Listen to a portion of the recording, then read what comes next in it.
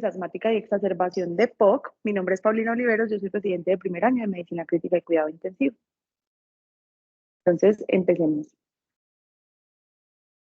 Ay, listo. El día de hoy no traje como un contenido como tal, quiero que este sea nuestro contenido, vamos a resolver como estas dudas, tanto en la crisis asmática como en la exacerbación del EPOC. Entonces, esto va a ser lo que vamos a hablar el día de hoy. ¿Cómo se define? ¿Por qué es importante que yo sepa esto? ¿Qué la caracteriza? ¿Cómo va a llegar el paciente? ¿Cómo lo voy a abordar? ¿Cómo lo clasifico? ¿Cómo lo trato? Si le pongo oxígeno o no. Vamos a hablar sobre ventilación mecánica, si debe ser invasiva o invasiva dependiendo de la o no invasiva, perdón, dependiendo de la patología. Si vamos a utilizar broncodilatadores, ¿cuáles? Si vamos a utilizar corticosteroides, si inhalados o intravenosos, antibióticos, sí o no, otras terapias, sulfato de magnesio, lo voy a hospitalizar y dónde, y le voy a dar de alta y con qué. Entonces empecemos hablando de la crisis asmática. ¿Cómo se define la crisis asmática? Se define como unos episodios caracterizados por aumento progresivo de la disnea, tos, sibilancias, sensación de opresión torácica, disminución progresiva en la función pulmonar. Este último parámetro es importante porque vamos a ver que en las nuevas guías actualizadas nos hablan de el parámetro en pico flujo y ahí es donde vamos a ver esa disminución progresiva de la función pulmonar. También está relacionado con un cambio en el estado usual del paciente que requiere cambio en el tratamiento que él utiliza de forma crónica. ¿Por qué es importante que sepamos de las crisis asmáticas? Entonces es una enfermedad que es mortal, que afecta la calidad de vida, que la prevalencia en Colombia, digamos que hay pocos estudios hasta ahora y los últimos son más bien viejitos. El más importante fue el Prepocol pues como para prevalencia de POC. Aún así ellos, vigilando la prevalencia en EPOC, nos hablan que en esos pacientes el 9% tenía concomitancia con asma y nos hablan de 1.6 a 2.06 muertes por cada 100.000 habitantes, siendo esto también un valor pues como muy viejito ya. Está en proceso el Protocolo 2, yo creo que con eso ya podríamos establecer un poco más la epidemiología de la POC y el asma en Colombia. ¿Qué caracteriza las crisis asmáticas? La exacerbación ocurre en respuesta a un agente externo y son independientes del nivel de control del paciente. Digamos que la mayoría van a ser virales, pues o secundarias a infecciones virales, el rinovirus, la influenza, el virus digital respiratorio, la pertusis, los alergenos también, el polen, las esporas, el polvo de soya, alergia alimentaria, polución, cambios en el clima, principalmente en nuestro medio, y poca adherencia al manejo con corticoide inhalado, que también es muy importante que lo tengamos en cuenta con nuestros pacientes. Esta imagen pues ya la hemos visto en nuestra presentación anterior.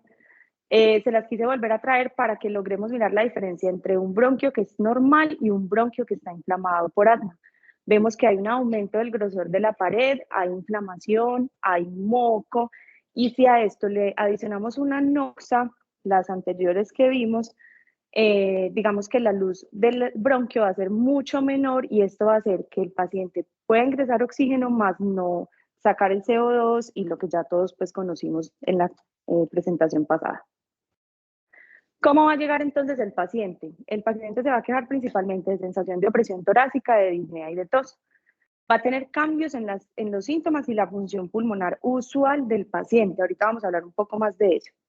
El pico flujo comparado con previo del paciente va a estar disminuido y hay unos valores que nos van a decir si el paciente está en crisis o casi en crisis de asma. Y va a tener un aumento en la frecuencia de los síntomas. Entonces, este es el pico flujo. El pico flujo es un aparatico, aquí también se los traje para que lo veamos. El pico flujo es este aparatico en el que, bueno, les voy a explicar primero. El paciente, digamos que tiene unos valores que son estables crónicamente, entonces el paciente va a utilizar el pico flujo de forma regular, estableciendo los mejores valores que él tenga, ¿cierto? Entonces él va a hacer una expiración forzada, ahorita lo vamos a ver en un videito, y él va a establecer cuál es como el numerito en el que mejor esté en su expiración forzada, normalmente sin estar en crisis. Es importante y lo deberíamos como empezar a utilizar, ojalá que el paciente tenga su pico flujo propio de manera que él pueda mirar en qué valor es como el mejor, perdón, el mejor valor que él tiene y de ahí establecer cuál sería su peor valor. El peor valor sería el valor por debajo Esta línea roja sería el valor por debajo de su peor valor. Y el peor valor se considera cuando está por debajo del 50% de su mejor valor. Es decir, el paciente va a hacer la aspiración. Ahí se va a obtener el mejor valor de su pico flujo estando sin exacerbación. Va a calcular el 50% de ese valor y ahí va a establecer la línea roja, que es esta.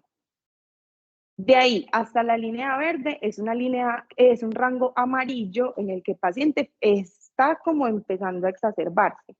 Lo que ellos recomiendan es que en el rango verde, pues no hay ningún problema, son sus mejores valores, no hay problema por ese lado, continúe su vida normal, utilizando el manejo pues controlador, si lo requiere.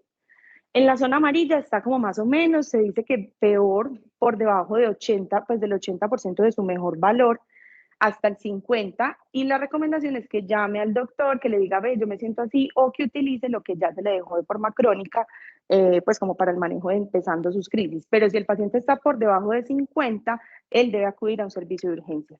Entonces, por eso sería bueno que los pacientes lo empezaran a utilizar. Si quieren, pásenlo, pero es mío, así que por favor no soplen. Entonces, aquí vemos cómo usar un medidor de flujo máximo. Sí, profe, pero lo digo yo.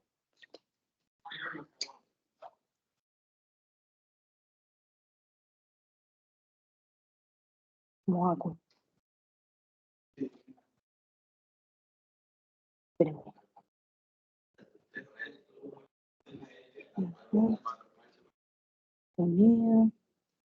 Ah, es porque tengo conectados los cositos.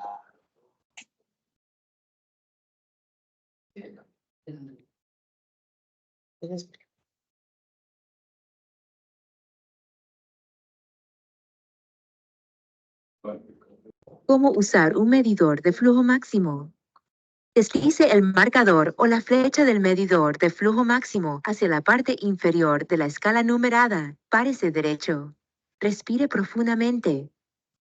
Colóquese la boquilla del medidor de flujo máximo en la boca, con la lengua hacia abajo. Cierre los labios firmemente alrededor de la boquilla. Con una sola exhalación, sople tan fuerte y tan rápido como les sea posible, como si estuviese soplando las velas de un pastel de cumpleaños. El marcador debe moverse a lo largo de la escala numerada. Anote el número en su agenda de flujo máximo. Gracias por ver este video de la American Lung Association. Entonces, ¿Cómo usar un medidor de flujo máximo?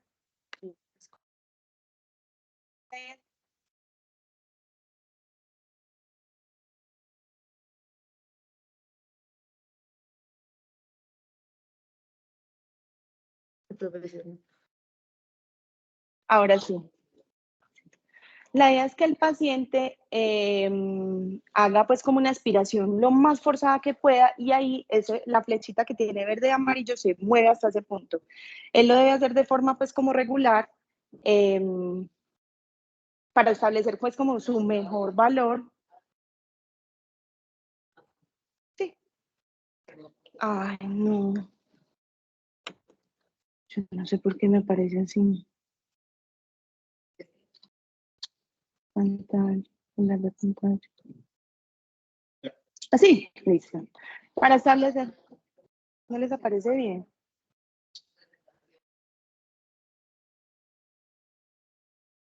Presentación con diapositivas. Ahí. Sí, listo. Entonces, en ese flujo máximo va a establecer como su mejor valor. Y vamos a ver que esto va a ser importante porque las guías lo adoptan como un manejo, pues como de ahí hacia abajo, ya vamos a empezar a establecer si el paciente está o no entrando en una crisis. Entonces, ¿cómo abordo al paciente con crisis asmática? Ellos recomiendan que el primer abordaje sea a través del pico flujo o incluso establecen el valor de BEF1, el volumen expiratorio forzado en el primer segundo, pero pues acá digamos que es muy difícil que nosotros hagamos una espirometría en un paciente en crisis, no es lo recomendable, entonces por eso podemos utilizar el pico flujo. Está fuertemente recomendado hacer esta medición de la función pulmonar, pero también dicen que no debería retrasarse el tratamiento por hacer pues como la prueba. Y se debe utilizar también como evaluadora la respuesta al tratamiento. Medir la saturación de oxígeno, si está por debajo del 90%, ellos dicen que el manejo debe ser agresivo, es decir, como que estemos bien pendientes y utilizar oxígeno en ese caso. No se requiere de rutina gases arteriales, pero ellos lo recomiendan en pico flujo o FEV1 por debajo del 50% del predicho, como ya lo vimos, estaría en un valor rojo, y en pacientes que a pesar de que ya le iniciamos el tratamiento no tengan respuesta. Entonces, ¿cuáles son los factores que aumentan el riesgo de morir por asma? Esto es muy importante porque si los pacientes tienen uno o más, requieren asistencia urgente y vamos a ver que probablemente esos pacientes, aunque lo manejemos, no les deberíamos dar de alta. Entonces, una historia de un asma casi fatal, que es, lo que implica es como que previamente requirió manejo con intubación orotraqueal o manejo en unidad de cuidados intensivos con ventilación mecánica invasiva. Uso actual o reciente de esteroides orales, no uso de corticoesteroide inhalado, el sobreuso de corta acción, el beta-2 de corta acción, que ellos dicen que sea más de un frasco de salbutamol en el mes, ya es un sobreuso. Una pobre adherencia a la medicación, historia de enfermedad psiquiátrica, comorbilidades como neumonía, diabetes, arritmia y una alergia alimentaria. Entonces, ¿cómo lo clasifico? Ellos nos dicen que lo vamos a clasificar de esta manera: leve o moderada, severa o grave y que comprometen la vida. Entonces, los pacientes con leve o moderada son los que hablan en frases, prefieren estar sentados, pero no están agitados, tienen una frecuencia respiratoria, es que está aumentada, sí, y una frecuencia cardíaca que está entre 100 y 120. Tienen su saturación de 90 al 95% y el pico flujo es más del 50% del predicho. Es decir, recuerden, estaba en zona amarilla. Por eso es que es importante tener en cuenta estas zonas, porque a pesar de que en zona amarilla ellos dicen que solamente llame al médico, pues es posible que también esté entrando en una exacerbación grave. Si es severa, entonces habla en palabras, se sienta encorvado, se siente agitado, tiene una frecuencia respiratoria por encima de 30, usa músculos accesorios, tiene una frecuencia cardíaca que está por encima de 120, satura menos de 90% y el pico flujo está por debajo del 50% de su mejor valor. Y que compromete la vida, recordemos que el estado de conciencia en estos pacientes es muy importante. Si tiene alteración del estado de conciencia, está confuso o si yo le ausculto silencio ventilatorio, lo clasifico como que compromete la vida. Esta es otra forma de clasificar lo que nos presenta la Guía Española para el Manejo del Asma en el 2020. Ellos digamos que hacen como una clasificación un poco más amplia de los pacientes, la clasifican en leve, moderada o intensa y en crisis leve, moderada, grave y en crisis vital. Pues digamos que ellos sí tienen en cuenta no tanto los valores clínicos como lo vimos ahora y pues en el abordaje al examen físico del paciente, sino que ellos ya tienen en cuenta los gases arteriales.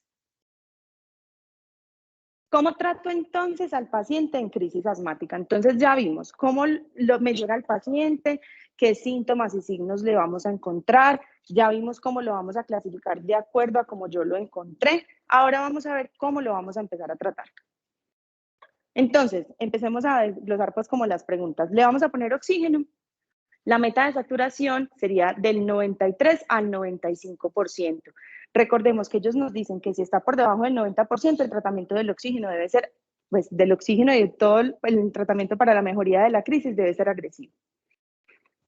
La cánula nasal o la máscara, lo que sea necesario. Esto va a mejorar la mortalidad y los desenlaces si es un oxígeno como titular. La recomendación es como que vayamos de más a menos en asma y ahorita en EPOC vamos a ver que lo ideal sería ir como de menos a más. Es decir, al paciente garanticemos lo que sature de 93 a 95%. Si ya vemos que con eso nos mejora, que con el tratamiento incluso puede tener una saturación un poco más alta, lo vamos desescalando. Pero inicialmente empecemos como de forma agresiva en el oxígeno. Si vemos que con Venturi lo tenemos bien, entonces más bien nos vamos bajando. Ponerlo así no tenga oximetría, pero vigilarlo. Esto es importante y se los quise traer, por ejemplo, si vamos a estar en un centro donde no tenemos forma de tomar gases arteriales o incluso no tenemos pulso oxímetro, lo ideal es que ese paciente tenga oxígeno y estemos vigilando, que no tenga signos ni de falla ventilatoria, pues falla respiratoria hipoxémica, ni signos de hipercapnia, como lo vimos, que tenga pues alteración del estado de conciencia principalmente. Entonces les traje este estudio es una revisión de Cochrane publicada en el 2012 para evaluar la ventilación mecánica invasiva versus no invasiva en los pacientes con asma. Fue entonces un metaanálisis, se evaluaron 5 estudios, en total 206 pacientes. Ellos sí pues aclaran que es una muestra baja y indican que hay escasez de datos para poder apoyar la ventilación mecánica no invasiva en los pacientes con asma. Quisieron comparar la no invasiva versus el cuidado usual oxígeno suplementario, antibióticos, broncodilatadores y corticosteroides sistémicos. Eso fue lo que ellos definieron como cuidados usuales. Y se encontró que estaba a favor, pero para evaluar la disminución en la función, la mejoría en la función pulmonar. Entonces acá vemos que sí está a favor de la intervención cuando están evaluando la ventilación mecánica no invasiva y el desenlace en el pico flujo. Y acá el desenlace en la frecuencia respiratoria también está a favor de la intervención, que sería la no invasiva. Aún así, nuevamente, ellos dicen que son pues muy pocos pacientes y que pues, hay que hacer estudios adicionales.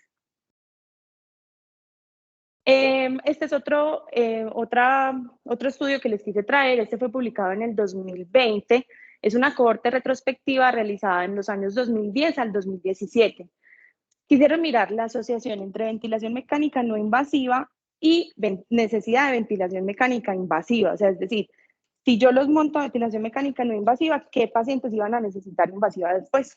Entonces ellos evaluaron 53.654 pacientes que estaban con asma y excluyeron los pacientes con EPOC, con falla cardíaca y las embarazadas.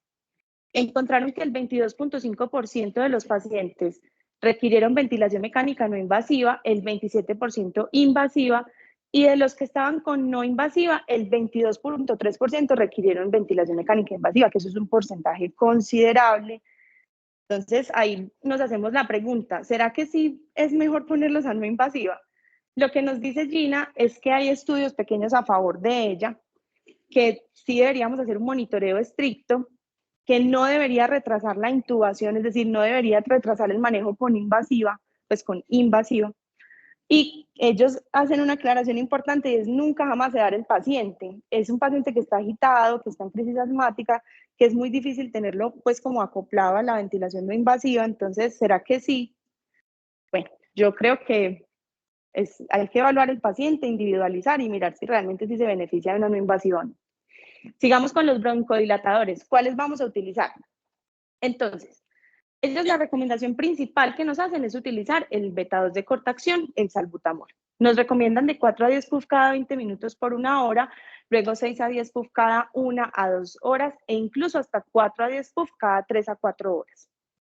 Ellos sí dicen que el inhalador de polvo seco de dosis medida presurizado con la inhalocámara versus en nebulización tiene una acción similar, pero que en los pacientes con asma grave no se incluyeron en esta, pues como en esta comparación. Entonces, lo ideal sería que de pronto en esos pacientes en los que es difícil, pues como, o que estén en un asma grave, utilizar pues como nebulizador. Evalúo si tienen buena respuesta al manejo inicial y esto se define con un pico flujo que esté por encima del 60 al 80% del mejor valor del paciente. Es decir, si está por debajo de 50, como lo vimos ahora, está en una crisis en rojo, pero si ese valor está por encima de su valor máximo en más o menos 60-80%, tenemos una mejoría.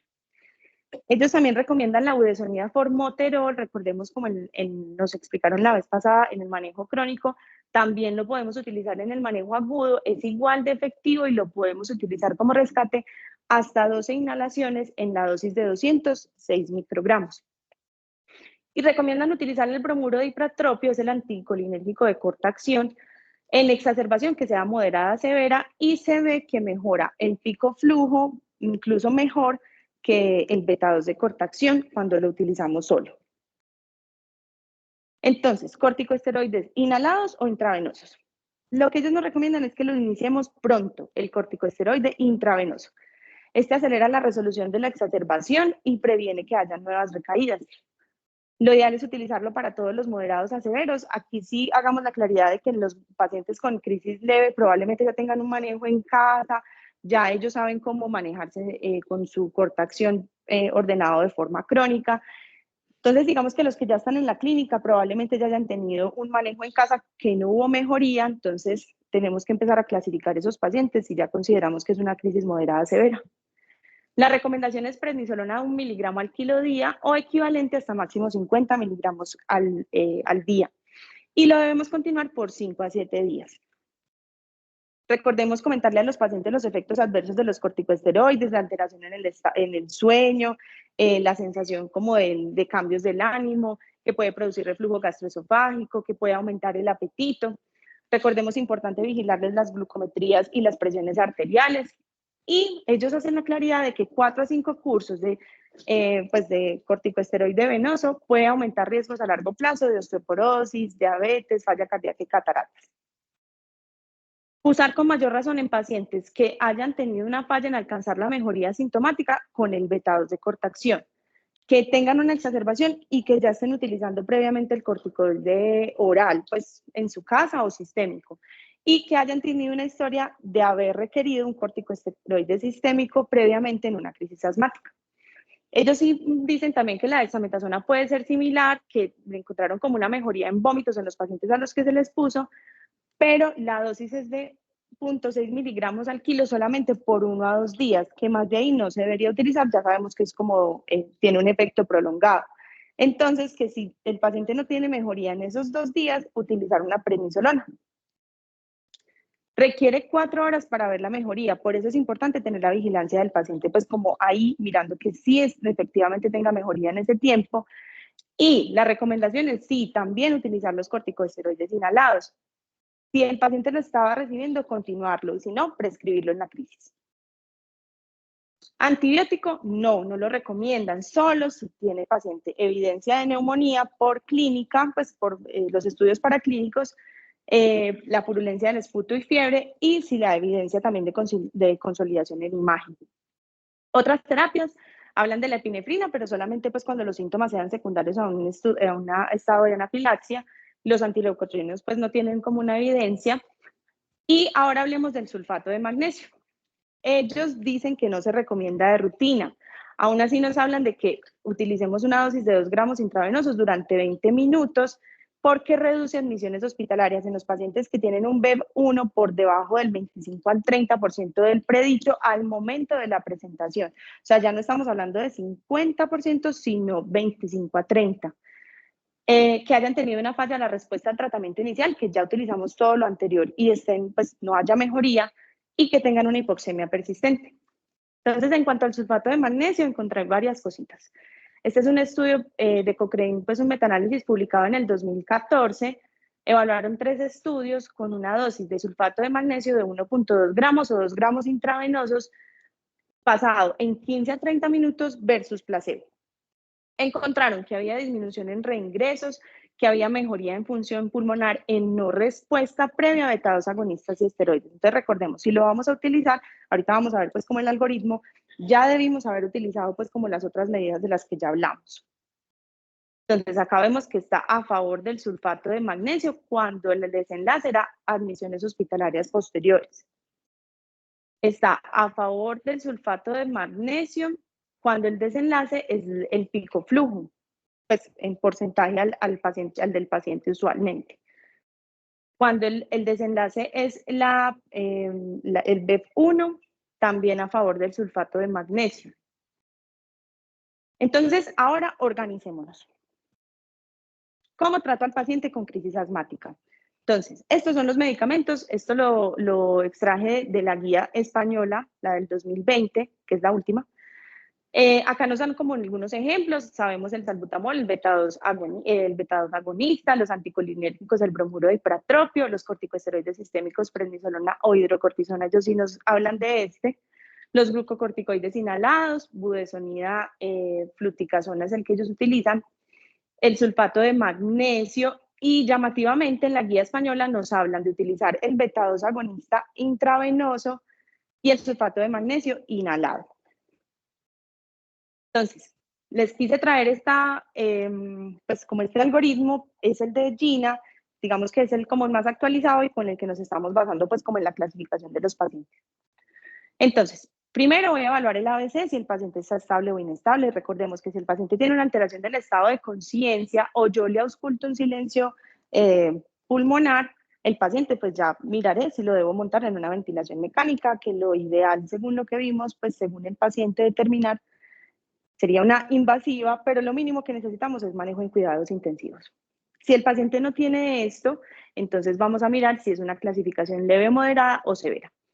Leve moderada, lo que ya vimos ahorita, la clasificación, y según esto, vamos a iniciar el tratamiento. Entonces, si es leve a moderada, vamos a utilizar beta-2 agonistas de corta acción, considerar el bromuro de ipratropio, controlar el oxígeno para que esté, recordemos, de 93 a 95%, utilizar corticosteroides orales si el paciente nos lo permite. Es decir, recordemos que si está leve lo podemos utilizar oral, si no lo podemos utilizar venoso. Beta-2 de corta acción en crisis que son, perdón, yo me devuelvo. Ay. En crisis que son severas, controlar el oxígeno igualmente para mantener de 93 a 95%, considerar aquí el sulfato de magnesio intravenoso y considerar altas dosis del corticosteroide inhalado. Recordemos, o lo prescribimos o le continuamos el que el paciente estaba utilizando, pero en unas dosis mayores. Luego vamos a evaluar entonces si la función pulmonar a través del pico flujo mejoró o no.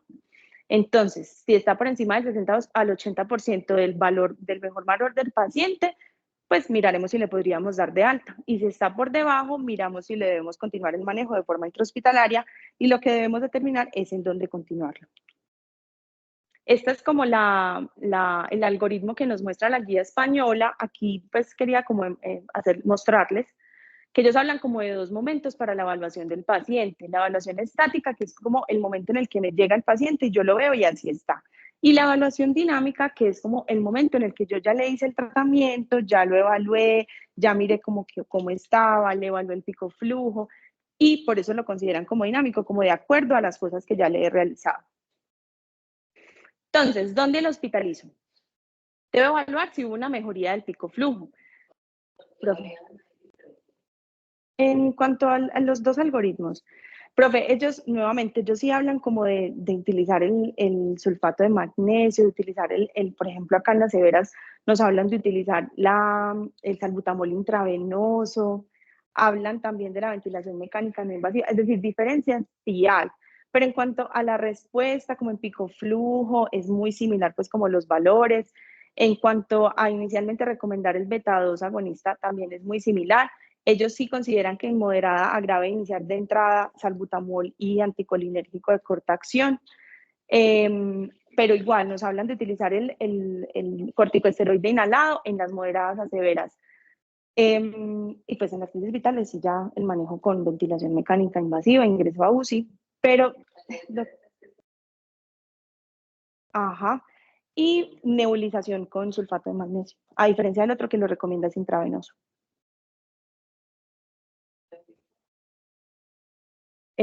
Sí, profe, nebulizado, espérenme, yo le muestro dónde estaba. Espérenme. Endovenoso, no, entonces es en la anterior. Y acá lo recomiendan, pues lo hablan como de sulfato nebulizado en fracaso a los tratamientos previos. El salbutamol venoso y el magnesio nebulizado.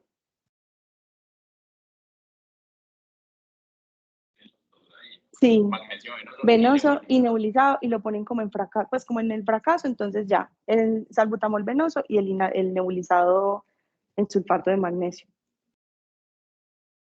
Entonces, ¿dónde lo voy a hospitalizar? Probablemente los pacientes que se vayan a quedar son los pacientes que han requerido más de 8 puff de beta-2 en las últimas 24 horas, que tengan una severidad de la exacerbación dada por un pico flujo menor al 50% del valor predicho, una saturación menor al 95%, necesidad de manejo rápido cuando llegó a la institución y una frecuencia respiratoria por encima de 22, que haya tenido historias de exacerbaciones severas previas, que haya requerido consultas a urgencias previamente requiriendo un corticosteroide sistémico y las condiciones sociales. Ellos nos hablan de esto y esto es muy importante. Si el paciente no puede tener una vigilancia adecuada en su casa, digamos que lo ideal es que lo vigilemos nosotros acá.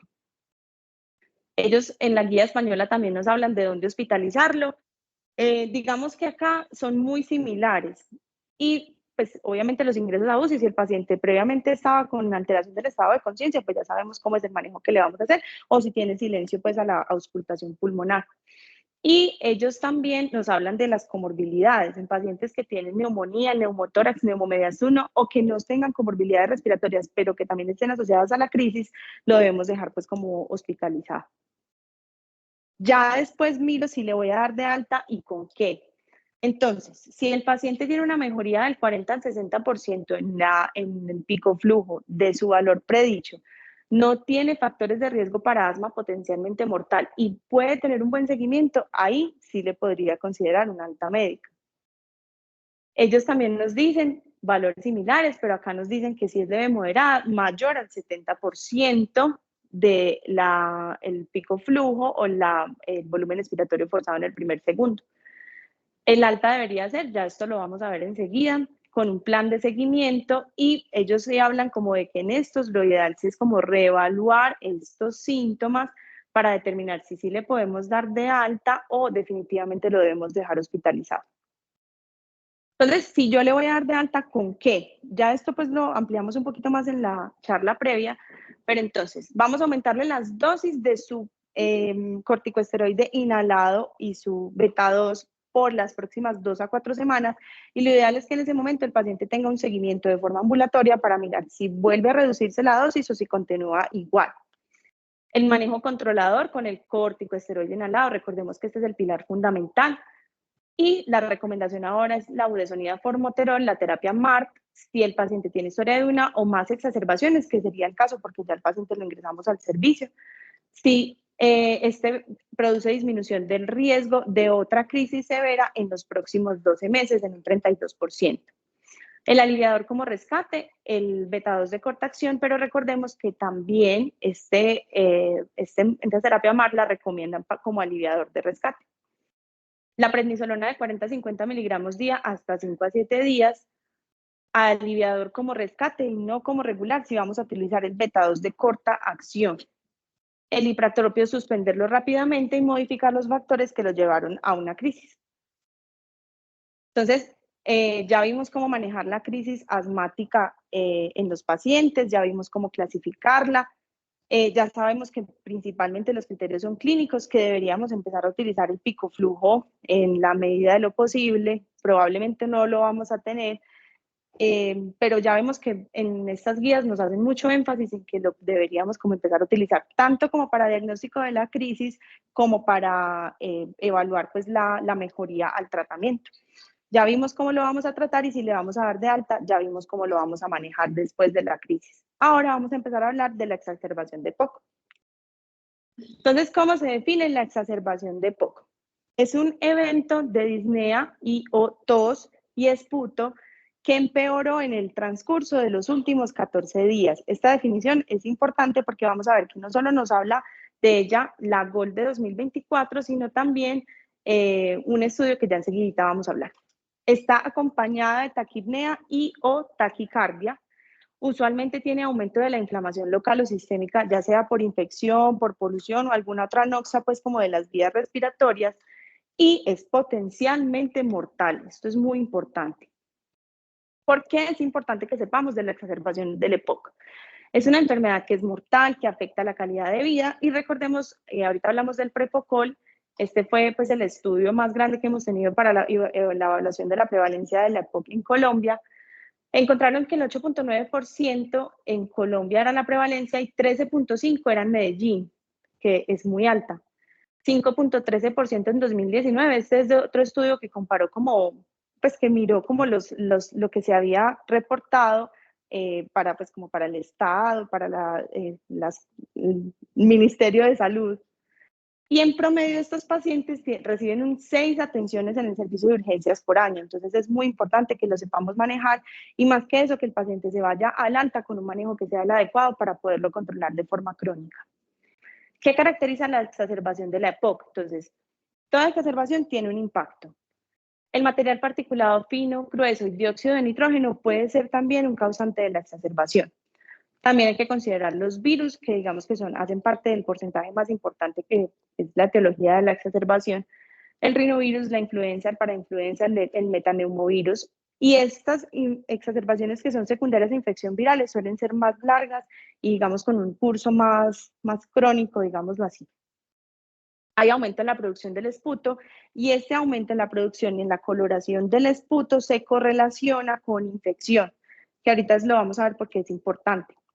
Hay una inflamación de la vía aérea, hay aumento del moco, atrapamiento aéreo y esto produce disnea en el paciente. hay un riesgo de que haya empeoramiento hacia falla respiratoria, falla cardíaca, neumonía y TEP. Entonces, debemos descartar otras causas también cuando el paciente nos llega en lo que parece una crisis de EPOC.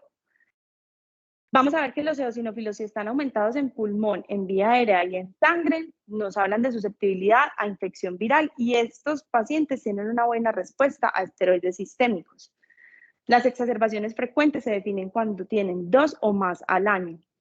El aumento en riesgo de exacerbaciones existe cuando los pacientes tienen enfisema en las imágenes pulmonares, por eso ellos recomiendan que realicemos una tomografía para que evaluemos si hay presencia de bronquiectasias, que esto pues no nos cambiaría el tratamiento antibiótico si lo requerimos, o enfisema cuando los pacientes tienen exacerbaciones frecuentes.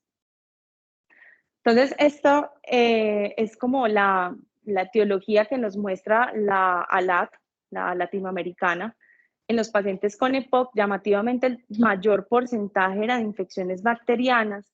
Otro porcentaje considerable no se encontró como la etiología.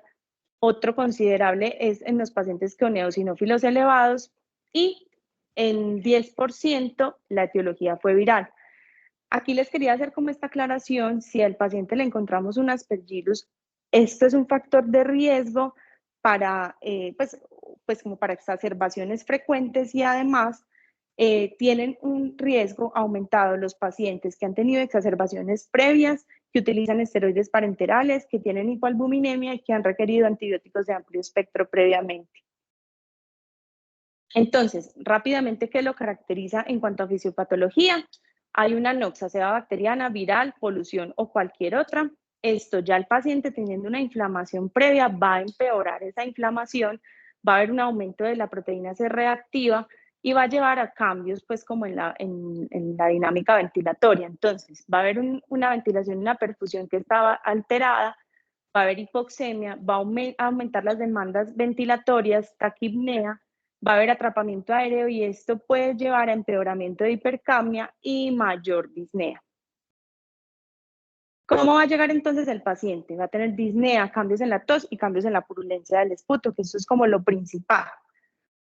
En la guía española, que esta fue publicada en el 2022, pues como la más actualizada, nos dicen que evaluemos como la gravedad de la disnea.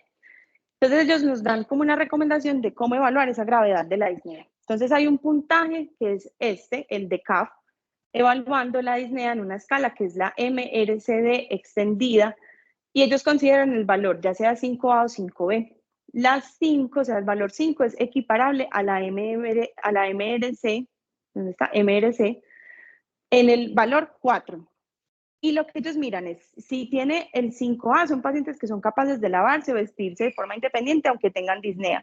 Si tiene el 5B, no es capaz ni de lavarse ni de vestirse de forma independiente con su disnea, pero ahí no es capaz. Entonces, digamos que esto es un valor que debemos tener en cuenta. Nos puede servir como para mirar qué tan disnéico está el paciente, porque lo clasificamos entre bajo, intermedio o alto, y nos varía en el riesgo de mortalidad, tanto de forma intrahospitalaria a 30 días. Evalúa además de la disnea si el paciente tiene eosinófilos bajos, consolidaciones, si tiene acidosis o si tiene una fibrilación auricular. Entonces, el antonicen que lo utilizamos o no lo utilizamos. El antonicen entonces está en grado 1, 2 y 3. Recordemos, el 1 es el peor, es decir, tiene los 3 criterios: disnea, aumento de la tos y aumento de la purulencia del esputo. El 2 tiene 2 criterios, que si tiene aumento de la purulencia del esputo debemos estar ojo, ya les cuento por qué, y el 3 tiene un solo de los criterios. El antonicen fue mostrado por el doctor Antonicen en 1985 y digamos que ya no lo vemos mucho, pero sí tiene utilidad, porque lo importante es la purulencia del esputo. Entonces, aunque no lo digamos como tal, antonicen 1, 2 y 3, sí debemos establecer si el paciente tiene cambios en el esputo y en la coloración de este. ¿Cómo abordo al paciente con exacerbación de la EPOC? Entonces, vamos a hacer una historia clínica completa, vamos a evaluar las causas no respiratorias, acordémonos, debemos descartar otras causas diferentes a la exacerbación. Vamos a evaluar los síntomas de severidad de la disnea, esa es por la escala visual que ya les muestro. Vamos a evaluar cómo está la tos y clínicamente si está con taquipnea, taquicardia, cómo está el volumen del esputo, la coloración, si utiliza músculos accesorios, cómo está la oximetría, cómo están los gases arteriales, cómo está la PCR, y vamos a mirar la posible causa del evento. Esto todo fue secundario a esta propuesta, la propuesta Roma. La propuesta Roma fue creada en tiempos de pandemia, donde era difícil pues como evaluar al paciente de forma personalizada. Entonces, digamos que facilitaba como ver qué pacientes debían recurrir a los servicios de urgencias en exacerbación de la EPOC. Fue creada por la metodología Delphi modificada, que es como un consenso de expertos. Evalúa la escala visual, la tos, los signos que ya les conté, otros parámetros que es la oximetría, PCR y gases arteriales, y evalúa la causa. Esta es la escala visual de la disnea. En 0 hay ausencia de disnea y en 10 es la máxima. Y en la propuesta Roma, entonces, tenemos una clasificación del paciente. Si el paciente tiene EPOC que ya estaba confirmado y ya se le determinó la severidad previamente, seguimos pues como el algoritmo. Si no, consideremos unos diagnósticos diferenciales. Lo vamos a clasificar en leve, moderado y severo. Entonces, leve cuando la disnea por la escala visual es menor a 5, si la frecuencia respiratoria es menor a 24, si la frecuencia cardíaca es menor a 95, si está saturando más de 92% ambiente, o si él utilizaba su oxígeno, pues ambiente, o si utilizaba su oxígeno y satura igual más de 92%, o si tuvo un cambio menor al 3% de su saturación, pues como habitual. Y acá nos hablan de evaluar la PCR, si la PCR es menor a 10, si la puedo obtener. Digamos que acá los parámetros, hola. Sí. Todos los estudios que lo evalúan, ellos les dan miligramos litro. Ajá, miligramos por decilitro. Uno dice menor de 10. Pero es en realidad 100. Eso, sí, porque es por litro. Ajá. Es miligramo por litro, la que habla Roma. Y nosotros generalmente, aunque no en todas partes, utilizamos miligramo por decilitro. Litro, ajá.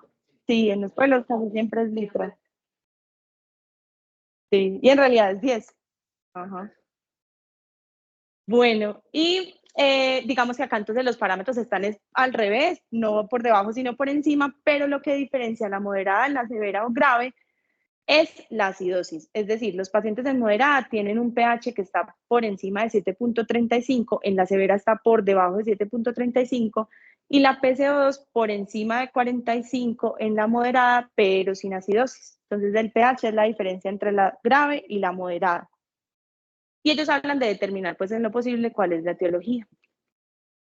Entonces, si lo clasifiqué como leve, podemos utilizar broncodilatadores de corta acción. Acá ya empezamos a ver como una de las diferencias entre crisis asmática y es que el pilar, pues como en estos pacientes, son los broncodilatadores más que el corticoesteroide sistémico. Aún así, si el paciente está en moderada, lo vamos a utilizar con o sin antibiótico, y si está en severa, ya el manejo va a ser intrahospitalario. Esto es importante, que a mí también me dio una claridad, y es que prácticamente todos los pacientes que hospitalizamos con EPOC en exacerbación son pacientes que tienen severa, porque si requieren hospitalización, ya están en severa.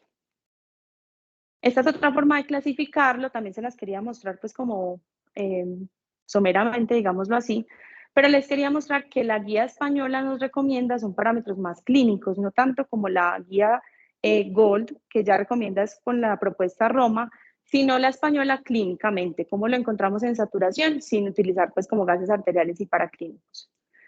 Entonces, ya vimos cómo lo clasifiqué. Si no está en falla, si tiene una falla respiratoria aguda que no compromete la vida, recordemos pH, y si está en falla que compromete la vida, tiene hipercapnia y el pH que está alterado. ¿Cómo trato al paciente con exacerbación de EPOC? Entonces ya vimos cómo lo vamos a diagnosticar, cómo nos llega, cómo lo clasificamos de acuerdo a cómo nos llegó el paciente, ahora cómo lo vamos a tratar. Entonces, le voy a poner oxígeno. La meta es que tengamos un oxígeno por encima de 88 y hasta 92%. Digamos que por encima de esto, ellos nos hablan de que puede haber riesgo de hipercapnia y puede haber empeoramiento del paciente por acidosis hipercápnica. Vamos a vigilar cómo están los gases arteriales, evitar una retención del CO2 y o empeoramiento de la acidosis. Por esto, meta 92%. Ventilación mecánica no invasiva es la que ellos nos recomiendan en los pacientes con EPOC exacerbada. Se prefiere utilizar la ventilación mecánica no invasiva. Mejora la oxigenación y la acidosis, el trabajo respiratorio, la disnea, disminuye mortalidad, tasas de intubación, disminuye riesgo de neumonía y estancia hospitalaria.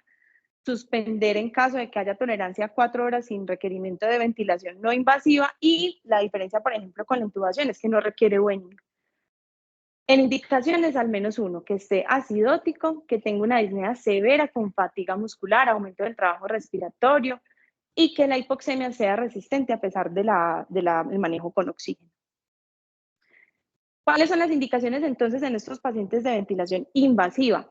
Que no tenga tolerancia a la ventilación no invasiva o que haya fallado, que esté en un estado post-RCP, que tenga agitación psicomotora, que no se pueda controlar con sedación y que no podamos garantizarle que se acople a la no invasiva, que tenga alteración del estado de conciencia, que esto lo haya llevado a una aspiración masiva pues, de contenido alimentario, que sea imposible removerle las secreciones respiratorias, que esté inestable, que esté requiriendo vasopresores, que tenga arritmias ventriculares o supraventriculares y que la hipoxemia esté comprometiéndole la vida, habiendo ya evaluado que no toleró la no invasiva. Aún así, hay que tener en cuenta que en estos pacientes aumenta riesgo de infecciones, aumenta mortalidad y aumenta estancia intrahospitalaria. ¿Cuáles broncodilatadores vamos a utilizar? Entonces, podemos utilizar beta-2 de corta acción o anticolinérgicos de corta acción.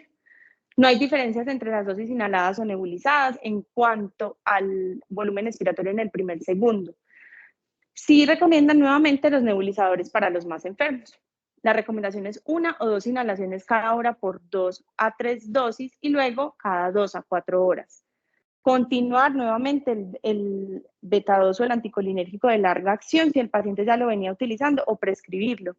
Y preferir, si vamos a hacer nebulizaciones, que sea con compresor de aire, porque ellos hacen la aclaración de que si los vamos a utilizar conectados a la fuente de oxígeno, esto puede ser una fuente adicional de oxígeno en el paciente y puede aumentar pues como la hipercapnia. Corticosteroides, inhalados o intravenosos. Entonces, la recomendación es utilizar 40 miligramos de prednisolona o equivalente al día por 5 días. Intravenosos es igual a vía oral. Budesonida nebulizada como alternativa es similar a la metilprednisolona. Es útil en pacientes que tienen eosinófilos elevados en sangre, y esto aquí es lo que yo les decía de las características. Si están elevados, digamos que son como respondedores a los corticosteroides sistémicos. Y el inhalado, sí, también ordenarlo al alta, o si el paciente lo viene recibiendo, ordenarlo de todas formas, pues como el momento de la crisis. Este es como el estudio, uno de los estudios pues como internacionales y grandes que se hizo ya hace ratico, esto fue en el 2011. Es un estudio internacional, llamativamente también participó la clínica. Fue un ensayo doble ciego internacional controlado con placebo. Se evaluaron adultos hospitalizados por exacerbación de EPOC requiriendo ventilación mecánica. Ellos miraron que tuviese un pH menor a 7.35 con una PCO2 mayor a 45. Evaluaron necesidad de ventilación mecánica no invasiva o invasiva. Excluyeron los que tuviesen neumonía, uso previo de esteroides. Evaluaron 83 pacientes y esta fue la dosis que utilizaron. Entonces, metilprednisolona 0.5 miligramos kilo cada 6 horas por 3 días, luego 0.5 cada 12 del día 4 al 6 y luego 0.5 al día de los días 7 al 10. Vieron que sí había reducción en la duración y en la falla a la ventilación. Entonces acá vemos que tiene una P estadísticamente significativa la relación del corticoesteroide versus placebo en la duración de la ventilación mecánica, en el tiempo de estancia en UCI y en falla a la ventilación mecánica no invasiva. Esto llamativamente en ambos, no invasiva e invasiva. Sí, profe. Llamativamente es una dosis pues como un tiempo muy prolongado de uso de corticosteroide. Miremos que es hasta 10 días.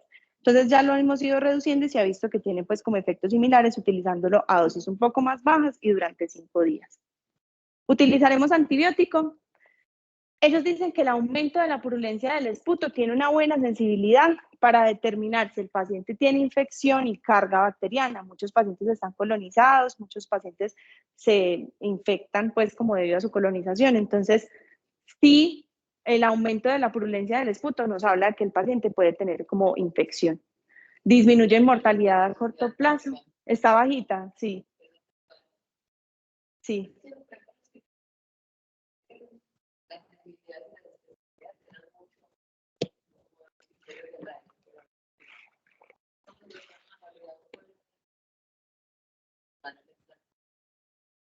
Especificidad.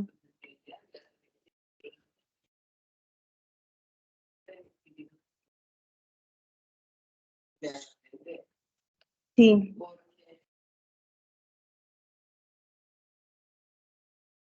Exacto, es verdad. Aún así ellos dicen que sí hay que determinar, bueno, y por eso en la GOL pues hacen como énfasis, por ejemplo, de la PCR, del uso de la PCR, de determinar pues si realmente hay purulencia, de fiebre, pues el parámetro de la imagen, mirando si tiene o no consolidaciones, es decir, como no solo como el criterio clínico, sino mirar también el criterio paraclínico.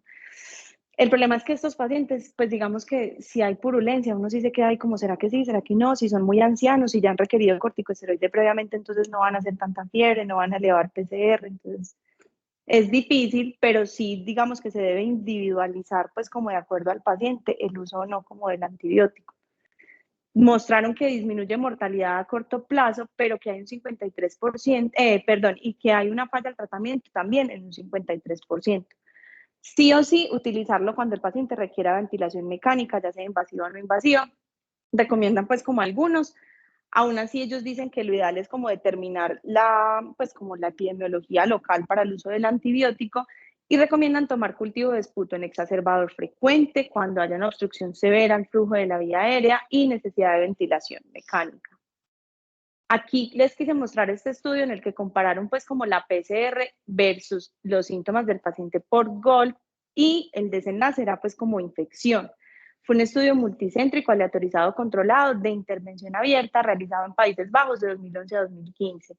Evaluaron 220 pacientes con exacerbación aguda de POC y mostraron que se correlaciona pues como la PCR con infección y que en los pacientes en los que se evaluó la PCR, pues como la indicación de tratamiento sí disminuyó con una P estadísticamente significativa. En 2022 se publicó este metaanálisis donde se evaluó como el valor diagnóstico de los biomarcadores PCR y procalcitonina mayor al 0.5 y la correlación entre elevación de estos parámetros e infección. Se encontraron que había una correlación entre los pacientes que estaban infectados con procalcitonina y con PCR. Es decir, nuevamente tenemos que mirar pues como el parámetro también en laboratorio para determinar si utilizamos o no como el antibiótico, además del parámetro clínico. Estas son como algunas recomendaciones que nos hace la guía española, nuevamente la epidemiología actual, pero les quería hablar de los factores de riesgo para infecciones por pseudomonas, que hay que considerarlo porque esto nos cambiaría como el tratamiento antibiótico que utilizamos en el paciente. Entonces, si tiene un volumen respiratorio en el primer segundo menor de 30, si tiene bronquiectasia, si previamente se le ha aislado pseudomonas aeruginosa, si tiene una colonización bronquial por esta misma, si ha utilizado tratamiento en los meses previos o ha tenido tratamiento más de 4 veces en el año, si ha tenido una hospitalización reciente o si ha requerido corticosteroide oral en las últimas 2 semanas, y ellos aclaran que la dosis sea más de 10 miligramos al día. Es decir, si es un paciente que ya previamente tuvo una exacerbación, entonces considerarlo. Esto también pues como la recomendación de la ALAT, el sulfato de magnesio, ¿lo utilizamos o no? Esto sí me llamó pues como mucho la atención. Ellos dicen que puede tener un efecto como relajador del músculo liso bronquial y un efecto también antiinflamatorio. Este estudio también es un estudio aleatorizado, triple ciego, de 2017 a 2018, realizado en Irán. Ellos evaluaron, primero hicieron como el manejo usual, vieron si tenía severidad de la disnea, si el paciente seguía con disnea marcada, utilizaron la dosis de sulfato de magnesio y luego evaluaron si había mejoría o no en el pico flujo. Y encontraron que sí hay reducción en la frecuencia respiratoria, en el pico flujo respecto al predicho y en la sensación de disnea con PES que son estadísticamente significativos. Este metaanálisis fueron 7 ensayos. Miraron si en la exacerbación de POC con sulfato de magnesio había mejoría en los parámetros respiratorios y en tasas de hospitalización y si hubo asociación a favor del sulfato de magnesio. Y esta revisión de Cochrane, que nuevamente evaluó en 2022 pues lo publicaron en 2022, evaluaron 10 estudios versus placebo y mostraron que había menor estancia, disminución de pico flujo y mejoría de disnea. En nebulización acá lo compararon también versus placebo, disminución del pico flujo y de disnea, e intravenoso y nebulizado versus hipratropio, nuevamente disminución del pico flujo. Pues acá están como las gráficas, pero las voy a pasar rápidamente. Y hacemos otras terapias, entonces de vigilar el balance hídrico, de utilizar diurético de anticoagulante si es necesario, de tratar las comorbilidades, mirar el estado nutricional, hacer énfasis en el cese tabáquico, rehabilitación temprana, que la recomendación es que sea en menos de 4 semanas al egreso, y optimizar el manejo ambulatorio. La N-acetilcisteína tiene utilidad. Entonces, encontré pues como este estudio publicado en el 2023 donde se evaluaron en un metaanálisis 9 estudios, 1061 pacientes, y encontraron que no había diferencias significativas en exacerbaciones, en función pulmonar y en eventos adversos. Entonces, organicémonos. ¿Cómo voy a tratar al paciente? Ahí no es crisis asmática, sino exacerbación de la EPOC. Entonces, miremos la severidad, los síntomas, tomemos gases y realicemos imagen. Vamos a utilizar el oxígeno suplementario. Recuerden que aquí el pilar son los broncodilatadores. Vamos a utilizar esteroide porque si hay mejoría y no más de 5 días. Antibióticos, dependiendo pues como de lo que encontremos, no más de 5 días también. No invasivo, aquí es el pilar, y siempre evaluar pues como las otras cosas. Si le voy a dar de alta, entonces, ¿con qué? Recordemos que si el paciente ya requiere un manejo intrahospitalario, pues ya tiene una exacerbación que lo ubica en el grupo E. Entonces vamos a utilizar beta-2 de larga acción más anticolinérgico de larga acción y considerar pues un esteroide inhalado si los eosinófilos están por encima de 300. Entonces, este es como el manejo con el que podríamos darle de alta. Aquí recordemos que la N-acetilcisteína pues está como entre sí y como no. Y les quería resaltar la importancia de la vacunación. Entonces, ahora terminemos con mensajes para llevar a la casa. La crisis asmática y la exacerbación de POC son mortales y aunque no parezca, pueden ser muy difíciles de manejar, especialmente en esos pacientes que requieren ventilación mecánica. Aunque tienen similitudes, hay hallazgos divergentes en su manejo. No es una receta de cocina, es importante tener algunos conceptos claros para el uno y para el otro y mirar como las diferencias en ambos.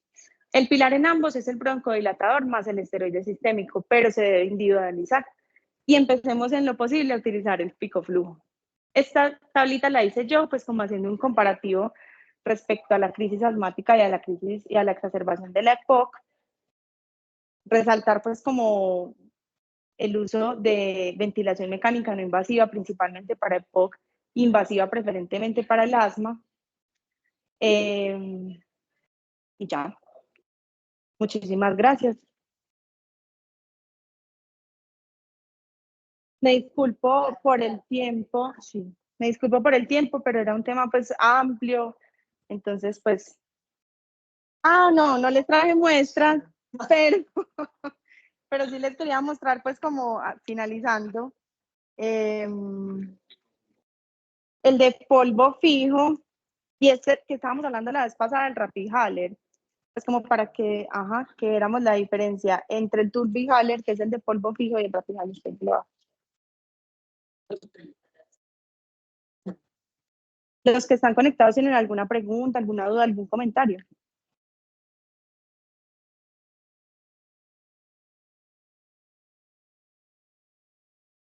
El polvo.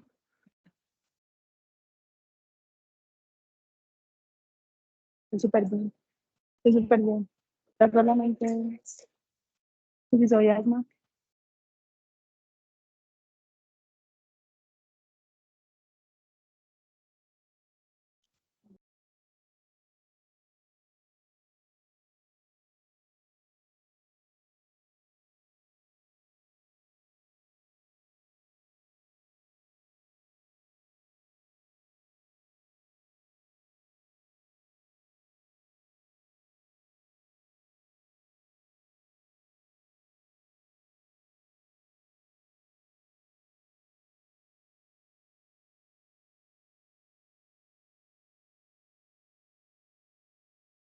Muchas gracias.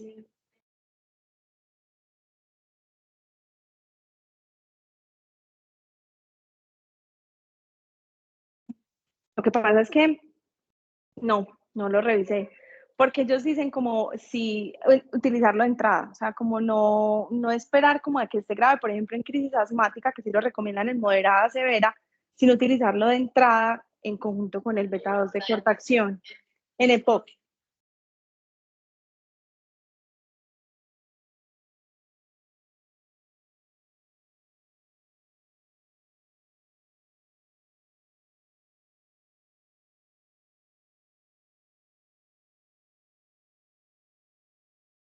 Lo que pasa es que ellos dicen, pues en lo que encontré leyendo en varias cositas, hablaban mucho de que el tiempo era como de acción mucho más lento que el beta 2.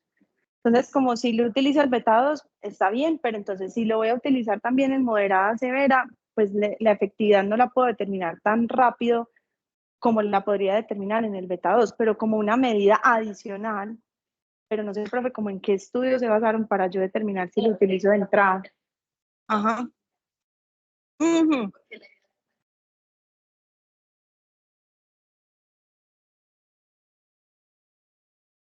Sí, incluso, incluso Gina dice como sí lo puede continuar, pero suspéndalo antes del alta al menos, o si se va a dar de alta, suspéndalo rápido, pues con él, como suspender lo más rápido posible, que continúe solo con el beta 2, ya sea de corta o de larga acción, pues como el manejo MAT. Pero, profe, como el estudio como tal que nos diga si por este tiempo o puede utilizarlo durante toda la crisis, no lo encontré.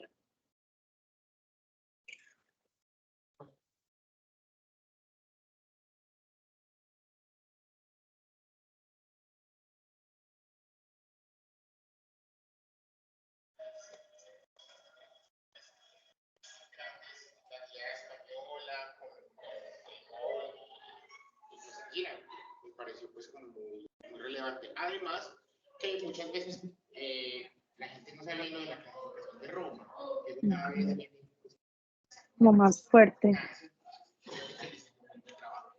Muchas gracias, profe. Muchas gracias.